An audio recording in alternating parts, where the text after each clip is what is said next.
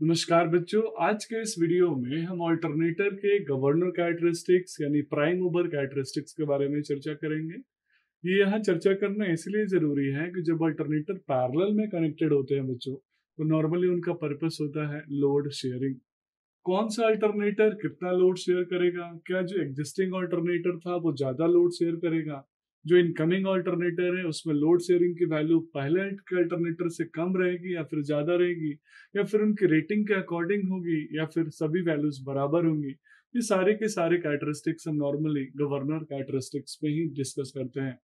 बच्चों, गवर्नर का मतलब है प्राइम मूवर के द्वारा ऑपरेट होने वाला सिस्टम को कंट्रोल करना। जब ऑल्टरनेटर पैरेलली कनेक्टेड होते हैं बच्चों, तो बहुत सिंपल सा उनका पर्पस होता है कि एक ऑल्टरनेटर जो ऑलरेडी एग्जिस्टिंग मोड में है, उस एग्जिस्टिंग मोड के ऑल्टरनेटर के द्वारा शेयर्ड लोड की वैल्यू अगर डिमांड से कम है या फिर डिमांड से ज्यादा है, तो उस कंडीशन में पैरेलल कनेक्टेड ऑल्टरनेटर के ऊपर हम लोड शिफ्ट करते हैं। एक सिंपल सा एनालिसिस हम करेंगे कि जब डिमांड हमारी बढ़ती है, यानी डिमांड जब इंक्रीज होता है, उस कंडीशन में जो भी ऑपरेटिंग फ्रीक्वेंसी है अल्टरनेटर की, गवर्नर की, वो सडनली फॉल होता है। यानी जब भी हमने लोड बढ़ाया तो डिमांड बढ़ेगी, डिमांड बढ़ेगी तो अल्टरनेटर के ऊपर लोड बढ़ेगा, तो उसकी जो ऑपरेटिंग फ्रीक्वेंसी है वो फॉल होगी। और ऑपरेटिंग फ्रीक्वेंसी एज स्टैंडर्ड हम इंडिया में 50 हर्ट्ज रखते हैं, तो मैक्सिमम 3% का वेरिएशन हम कंसीडर कर लेते हैं।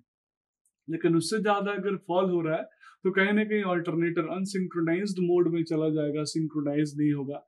सिमिलरली बच्चों, अगर जनरेशन बढ़ रहा है लेकिन डिमांड या लोड कम है, तो उस कंडीशन में सिस्टम की फ्रीक्वेंसी फिर से इंक्रीज होगी। तो नॉर्मल रेटेड कंडीशन में हम 3% से ज्यादा फ्रीक्वेंसी को न बढ़ा सकते हैं और नहीं घटा सकते हैं। मीन्स मैक्सिमम हम 51.5 से 48.5 या 47.5 के रेंज में हम फ्रीक्वेंसी को 2.5% से 1.5% के रेंज में, 2.5 से 1.5 हर्ट्ज के रेंज में हम चेंज करते हैं। तो बच्चों, सेम यहाँ पे ध्यान रखिएगा कि जब एक गवर्नर, जब लोड बढ़ता है लोड घटता है, उस कंडीशन में हमारे ऑपरेटर के पास एक कंट्रोल गियर, जिसको स्पीड गियर, स्पीडर भी हम बोलते हैं या फिर स्पीड चेंजर बोलते हैं, ये हमारे पास पॉसिबिलिटी होती है जहां से वो गवर्नर के प्राइम मूवर के स्पीड को कंट्रोल करके फ्रीक्वेंसी ड्रॉप को मैनेज कर सकता है, फ्रीक्वेंसी को बैलेंस कर सकता है। जस्ट इस स्पीड लोड कैरेक्टरिस्टिक्स में आप इस चीज को एनालाइज कर सकते हैं कि मैंने frequency versus load in kilowatt या मेगावाट का कर्व ड्रॉ किया है। दो अल्टरनेटर, अल्टरनेटर 1, अल्टरनेटर 2। नॉर्मली हमारे जो रेटेड फ्रीक्वेंसी है वो हमने स्टैंडर्ड सिस्टम फ्रीक्वेंसी बोला है, जो हो सकता है 50 हर्ट्ज और इंडियन स्टैंडर्ड के अकॉर्डिंग। अब अल्टरनेटर 1 जो लोड शेयर कर रहा है यहाँ पे, वो KW1 है और उस लोड की वैल्यू है ज्यादा है। अब सडनली हमने एक अल्टरनेटर को उसके पैरेलली कनेक्ट किया है, उस कंडीशन में अब अल्टरनेटर 2 यहाँ जो लोड शेयर कर रहा है, दैट इज KW, उसकी वैल्यू कम है क्योंकि वो ओरिजिन के जीरो एक्सिस के काफी पास है। तो यहाँ पे देख रहे हैं कि आइडियल कंडीशन की अगर मैं बात करूं, तो यहाँ अल्टरनेटर 1 तो ओवरलोडेड है, अल्टरनेटर 2 लाइट लोडेड है।